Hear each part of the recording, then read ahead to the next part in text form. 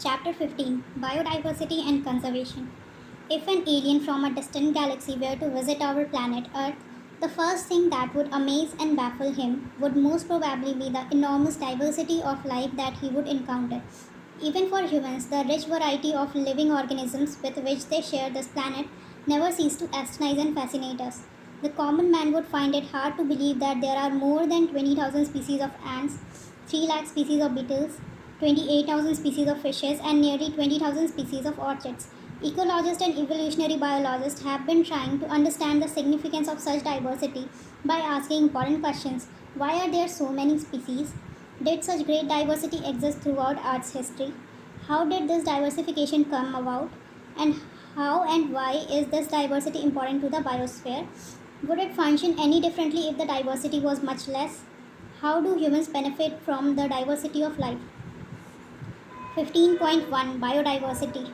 In our biosphere, immense diversity or heterogeneity exists not only at the species level but at all levels of biological organization, ranging from macromolecules within the cells to biomes. Biodiversity is a term popularized by the sociobiologist Edward Wilson to describe the combined diversity at all the levels of biological organization. The most important of them are: first, genetic diversity. A single species might show high diversity at the genetic level over its distributional range. The genetic variations shown by the medicinal plant Revolvia vomitoria growing in different Himalayan range might be in terms of the potency and concentration of the active chemical rasparin that the plant produces. India has more than 50,000 genetically different strains of rice and 1,000 varieties of mango. Second, species diversity. The diversity at the species level. For example, the Western Ghats have a greater amphibian species diversity than the Eastern Ghats. Third, ecological diversity. At the ecosystem level, India, for instance, with its deserts, rainforest, mangroves, coral reefs, wetlands, estuaries, and alpine meadows, has a greater ecosystem diversity than a Scandinavian country like Norway. It has taken millions of years of evolution to accumulate this rich diversity in nature, but we could lose all that wealth in less than 2 centuries if the present rate of species losses continues. Biodiversity and its conservation are now vital environmental issues of international concern as more and more people around the world begin to realize the critical importance of biodiversity for our survival and well-being on this planet. 15.1.1 How many species are there on Earth and how many in India? Since there are published records of all the species discovered and named, we know how many species in all have been recorded so far, but it is not easy to answer the question of how many species there are on Earth. According to the IUCN 2004, the total number of plant and animal species described so far is slightly more than 1.5 million, but we have no clear idea of how many species are yet to be discovered and described. Estimates vary widely, and many of them are only educated guesses. For many taxonomic groups, species inventories are more complete in temperate than in tropical countries, considering that an overwhelming large proportion of the species waiting to be discovered are in the tropics. Biologists make a statistical comparison of the temperate tropical species richness of an exhaustively studied groups of insects and extrapolate this ratio to other groups of animals and plants to come up with a gross estimate of the total number of species on Earth. Some extremely estimates range from 20 to 50 million, but a more conservative and scientifically sound estimate made by Robert May places the global species diversity at about 7 million. Let us look at some interesting aspects about Earth's biodiversity based on the currently available species inventories. More than 70% of all the species recorded are animals, while plants including algae, fungi, bryophytes, gymnosperms and angiosperms comprises no more than 22% of the total. Among animals, insects are the most species-rich taxonomic group, making up more than 70% of the total. That means out of every 10 animals on this planet, 7 are insects. Again, how do we explain this enormous diversification of insects? The number of fungi species in the world is more than the combined total of the species of fishes, amphibians, reptiles, mammals. In figure 15.1, biodiversity is depicted showing species number of major taxa. It should be noted that these estimates do not give any figures for prokaryotes. Biologists are not sure about how many prokaryotic species there might be. The problem is that conventional taxonomic methods are not suitable for identifying microbial species, and many species are simply not culturable under laboratory conditions. If we accept biochemical or molecular criteria for delineating species for this group, then their diversity alone might run into millions. Although India has only 2.4% of the world's land area, its share of the global species diversity is an impressive 8.1%. That is what makes our country one of the 12 mega diversity countries of the world. Nearly 45,000 species of plants and twice as many of animals have been recorded from India. How many living species are actually there waiting to be discovered and named? If we accept May's global estimates, only 22% of the total species have been recorded so far. Applying this proportion to India's diversity figure, we estimate that there are probably more than 1 lakh plant species and more than 3 lakh animal species yet to be discovered and described. Would we ever be able to complete the inventory of the biological wealth of our country? Consider the immense trained manpower, taxonomists, and the time required to complete the job. The situation appears more hopeless when we realize that a large fraction of these species faces a threat of becoming extinct even before we discover them. Nature's biological library is burning even before we catalog the title of all the books stocked there. 15.1.2 Patterns of Biodiversity. First, latitudinal gradient. The diversity of plants and animals is not uniform throughout the world but shows a rather uneven distribution. For many groups of animals or plants, there are interesting patterns in diversity, the most well known being the latitudinal gradient in the diversity. In general, species diversity decreases as we move away from the equator towards the pole, with very few exceptions. Tropics, which has latitudinal range of 23.5 degree north to 23.5 degree south, harbor more species than temperate or polar areas. Colombia, located near the equator, has nearly 1,400 species of birds, while New York at 41 degree north has 105 species and Greenland at 71 degree north only 56 species. India, with much of its land area in the tropical latitude, has more than 1,200 species of birds. A forest in a tropical region like Ecuador has up to 10 times as many species of vascular plants as a forest of equal area in a temperate region like the Midwest of the USA. The largely tropical Amazonian rainforest in South America has the greatest biodiversity on Earth. It is home to more than 40,000 species of plants, 3,000 of fishes, 1,300 of birds, 427 of mammals, 427 of amphibians, 378 of reptiles, and of more than 1,25,000 invertebrates. Scientists estimate that in these rainforests, there might be at least 2 million insect species waiting to be discovered and named. What is so special about tropics that might account for their greater biological diversity? Ecologists and evolutionary biologists have proposed various hypotheses. Some important ones are A. Speciation is largely a function of time. Unlike temperate regions subjected to frequent glaciation in the past, tropical latitudes have remained relatively undisturbed for millions of years and thus had a long evolutionary time for species diversification. B. Tropical environments, unlike temperate ones, are less seasonal, relatively more constant and predictable. Such constant environment promote niche specialization and lead to a greater species diversity. And C. There is more solar energy available in the tropics, which contribute to higher productivity. This in turn might contribute indirectly to greater diversity. Second, species area relationships. During his pioneering and extensive exploration in the wilderness of South American jungle, the great German naturalist and geographer Alexander von Humboldt observed that within a region, species richness increased with increasing explored area, but only up to a limit. In fact, the relation between species richness and area for a wide variety of taxa, angiosperm plants, birds, bat, freshwater fishes, turn out to be a rectangular hyperbola, which is given in figure 15.2. On a logarithmic scale, the relationship is a straight line described by the equation log s equals to log c plus z log a, where s is species richness, a area, z slope of the line, which means regression coefficient, c y intercept. ecologists have discovered that the value of Z lies in the range of zero point 0.1 to zero point 0.2, regardless of the taxonomic group or the region. Whether it is the plant in Britain, birds in California, or mollusks in New York State, the slope of the regression line are amazingly similar.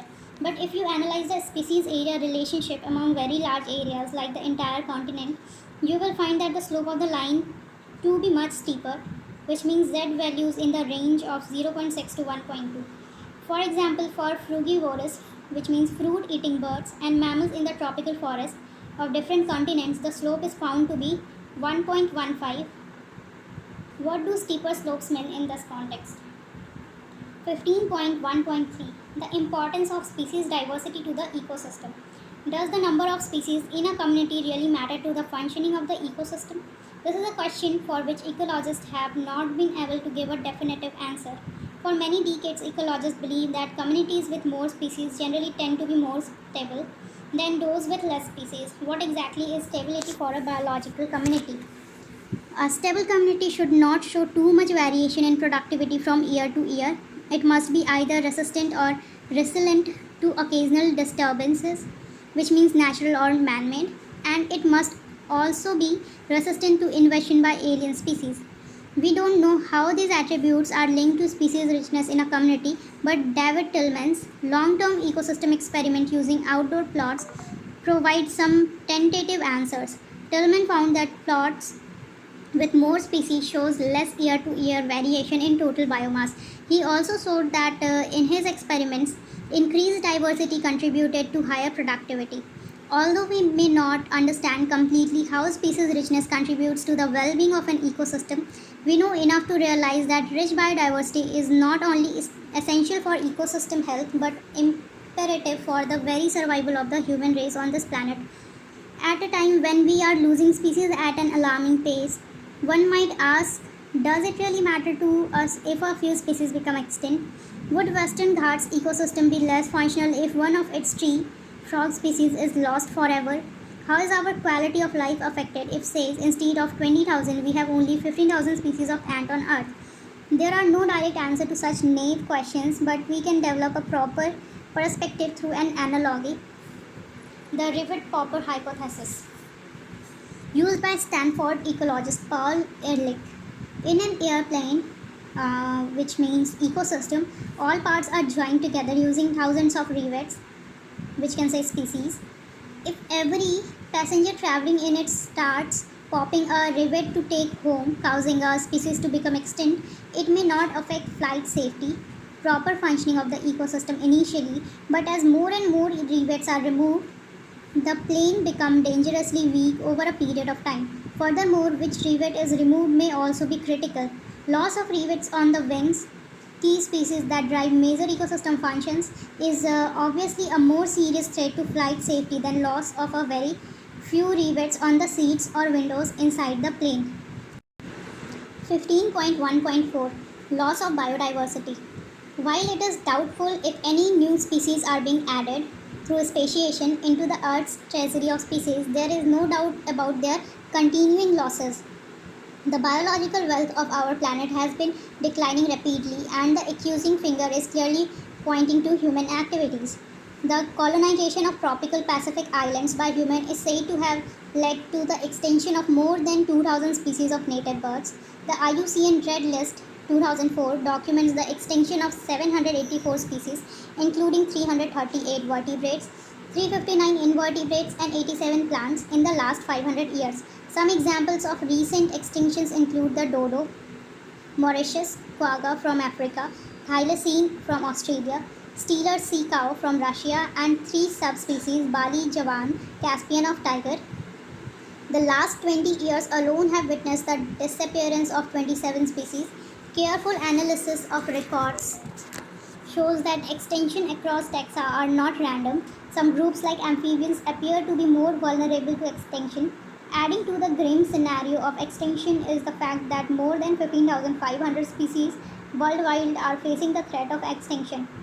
Presently, 12% of all bird species, 23% of all mammal species, 32% of all amphibian species, and 31% of all gymnosperm species in the world face the threat of extinction. From a study of the history of life on Earth to fossil records, we learn that large-scale loss of species, like the one we are currently witnessing, have also happened earlier, even before humans appeared on the scene. During the long period, 3 billion years since the origin and diversification of life on Earth, there were five episodes of mass extinction of species. How is the sixth extinction presently in progress different from the previous episode? The difference is in the rates. The current species extinction rates are estimated to be 100 to 1000 times faster than in the pre-human times, and our activities are responsible for the faster rates. Ecologists warn that if the present trends continue, nearly half of all the species on Earth might be wiped out within the next 100 years. In general, loss of biodiversity in a region may lead to A. Decline in plant production, B. Lower resistance to environmental perturbation such as drought, and C. Increased variability in certain ecosystem processes such as plant productivity, water use, and pest and disease cycles. Causes of biodiversity losses. The accelerated rate of species extinction that the world is facing now are largely due to humans' activities. There are four major causes. The evil quarter is the sobriquet used to be describe them. Habitat loss and fragmentation. This is the most important cause driving animals and plant to extinction. The most dramatic example of the habitat loss come from tropical rainforest. Once covering more than 14% of the Earth's land surface, these rainforests now cover no more than 6%. They are being destroyed fast. By the time you finish reading this chapter, 1000 more hectares of rainforest would have been lost. The Amazon rainforest, it is so huge that it is called the lung of the planet, harboring probably millions of species, is being cut and cleared for cultivating soya beans or for conversion to grasslands for raising beef cattle. Beside total loss, the degradation of many habitats by population also threaten the survival of many species. When large habitats are broken up into small fragments due to various human activities, mammals and birds requiring large territories and certain animals with migratory habits are badly affected, leading to population decline. Second, overexploitation. Humans have always depended on nature for food and shelter, but when need turns to greed, it leads to overexploitation of natural resources. Many species extinctions in the last 500 years, steelers, sea cow, passenger pigeon, were due to overexploitation by humans. Presently, many marine fishes population around the world are overharvested, endangering the continued extinction of some commercially important species. Third, alien species invasion.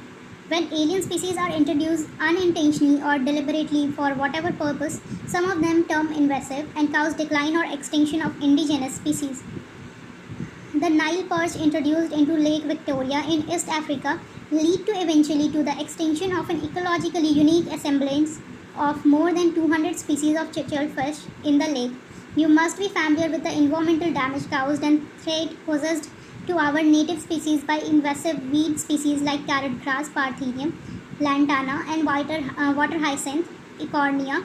The recent illegal introduction of the African catfish, Clarius garipinus, for aquaculture purposes is posing a threat to the indigenous catfishes in our rivers.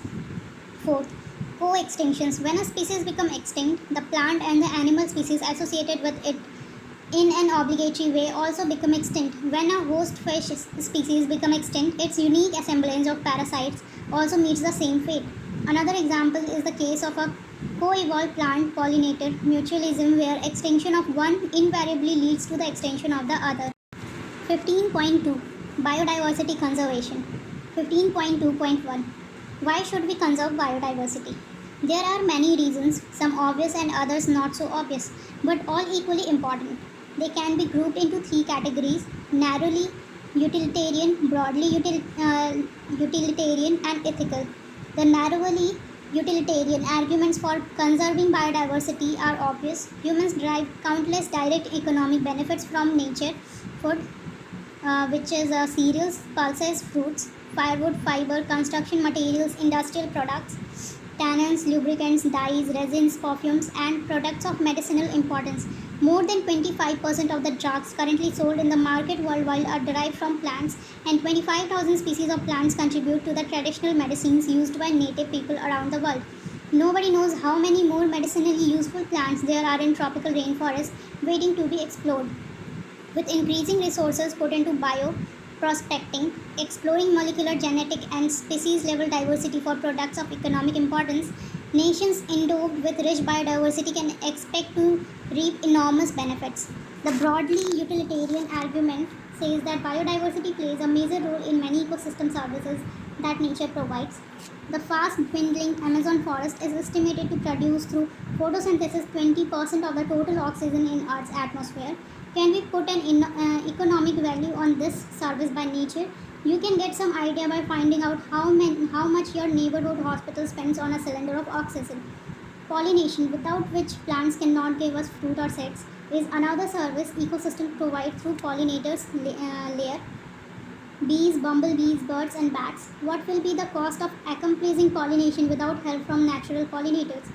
There are other intangible benefits that we derive from nature: the aesthetic pleasure of walking through thick woods, watching spring flowers in full bloom, or waking up to a bulbous song in the morning. Can you put a price tag on such things? The ethical argument for conserving biodiversity relates to what we owe to millions of plants, animal, and microbe species with whom we share this planet.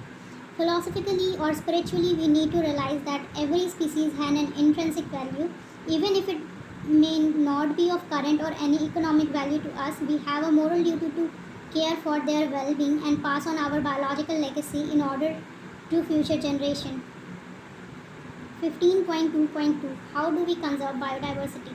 When we conserve and protect the whole ecosystem, its biodiversity at all levels is protected. We save the entire forest to save the tiger.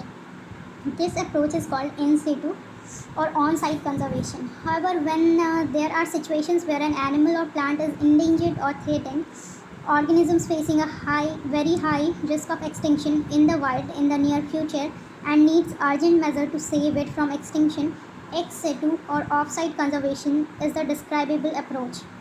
In situ conservation, faced with the conflict between development and conservation, many nations find it unrealistic and economically not feasible to conserve all their biological wealth. Invariably, the number of species waiting to be saved from extinction far exceeds the conservation resources available. On a global basis, this problem has been addressed by eminent conservationists. They identified for maximum protection certain biodiversity hotspots regions with very high level of species richness and high degree of endemism, that is, species confined to that region and not found anywhere else. Initially 25 biodiversity hotspots were identified, but subsequently 9 more have been added to the list, bringing the total number of biodiversity hotspots in the world to 34. These hotspots are also regions of accelerated habitat loss. 3 of these hotspots, Western Ghats and Sri Lanka, Indo-Burma and Himalaya, cover our country's exceptionally high biodiversity regions. Although all the biodiversity hotspots put together covers less than 2% of the Earth's land area, the number of species they collectively harbor is extremely high, and strict protection of these hotspots could reduce the ongoing mass extinction by almost 30%.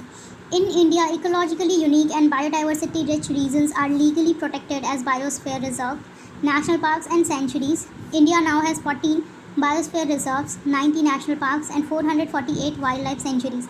India has also a history of religious and cultural traditions that emphasized protection of nature. In many cultures, tracts of forest were set aside and all the trees and wildlife within were venerated and given total protection.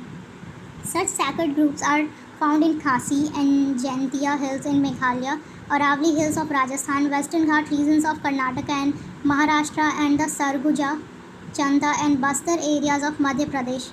In Meghalaya, the sacred groups are the last refuges for a large number of rare and threatened plants. Ex situ conservation. In this approach, threatened animals and plants are taken out from their natural habitat and placed in special setting where they can be protected and given special care. Zoological parks, botanical gardens, and wildlife safari parks serve this purpose. There are many animals that have become extinct in the wild but continue to be maintained in zoological parks. In recent years, ex situ conservation has advanced beyond keeping threatened species in enclosures. Now, gametes of threatened species can be preserved in viable and fertile condition for long periods using cryopreservation techniques. Eggs can be fertilized in vitro, and plants can be propagated using tissue culture methods. Seeds of different genetic strains of commercially important plants can be kept for long period in seed banks.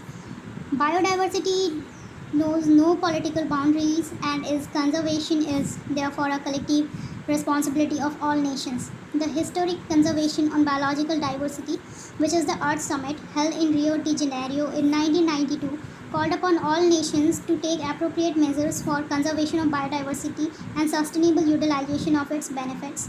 In a follow up, the World Summit on Sustainable Development held in 2002 in Johannesburg, South Africa, 190 countries pledged their commitment to achieve by 2010 a significant reduction in the current rate of biodiversity loss at global, regional, and local levels. Summary: since life originated on Earth nearly 3.8 billion years ago, there had been enormous diversification of life forms on Earth. Biodiversity refers to the sum of total of diversity that exists at all levels of the biological organization. Of particular importance is the diversity at genetic, species, and ecosystem levels, and conservation efforts are aimed at protecting diversity at all these levels. More than 1.5 million species have been recorded in the world, but there might still be nearly 6 million species on Earth waiting to be discovered and named. Of the named species, more than 70% are animal, of which 70% are insects. The group fungi has more species than all the vertebrate species combined. India, with about 45,000 species of plants and twice as many species of animals, is one of the 12 mega diversity countries of the world. Species diversity on Earth is not uniformly distributed but shows interesting patterns. It is generally highest in the tropics and decreases towards the pole. Important explanations for the species richness of the tropics are: tropics had more evolutionary time, they provide a relatively constant environment, and they receive more solar energy which contribute to greater productivity. Species richness is also function of the area of a region. The species area relationship is generally a rectangular hyperbolic function. It is believed that communities with high diversity tend to be less variable, more productive, and more resistant to biological invasion. Earth's fossil history reveals incidents of mass extinction in the past, but the present rates of extinction largely attributed to human activities are 100 to 1000 times higher. Nearly 700 species have become extinct in recent times, and more than 15,500 species, of which more than 650 are from India, currently face the threat of extinction. The causes of high extinction rates at present include habitat, particularly forest loss and fragmentation, overexploitation, biological invasion, and co-extinctions. Earth's rich biodiversity is vital for the very survival of mankind. The reasons for conserving biodiversity are narrowly utilitarian, broadly utilitarian, and ethical. Besides the direct benefits for fiber, firewood, pharmaceuticals, etc., there are many indirect benefits we receive through ecosystem services such as pollination, pest control, climatic moderation, and flood control. We also have a moral responsibility to take good care of Earth's biodiversity and pass it on in good order to our next generation. Biodiversity conservation may be in situ as well as ex situ. In situ conservation, the endangered species are protected in their natural habitat so that the entire ecosystem is protected. Recently, 34 biodiversity hotspots in the world have been proposed for intensive conservation efforts. Of these, three, which is Western Ghats, Sri Lanka, Himalaya, and Indo-Burma, cover India's rich biodiversity regions. Our country's in situ conservation efforts are reflected in its 14 biosphere reserves, 90 national parks, more than 450 wildlife sanctuaries, and many sacred groups. Ex situ conservation methods include protective maintenance of threatened species in zoological parks and botanical gardens, in vitro fertilization, tissue culture, propagation, and cryopreservation of gametes.